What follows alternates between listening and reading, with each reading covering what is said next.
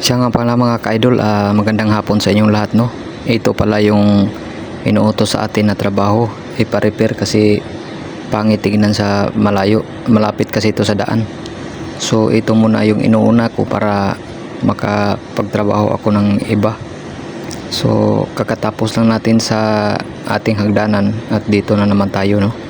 So sa mga followers ko dyan, sana hindi kayo magsawang sumuporta sa akin at sana maragdagan pa ang ating mga followers, no.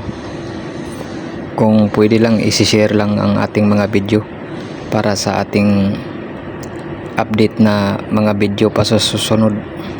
So ayan lang guys, maraming salamat, no, sa lahat at sana nasa mabuti po tayong kalagayan. God bless all at yun lang, maraming salamat. Thanks for watching. Bye bye.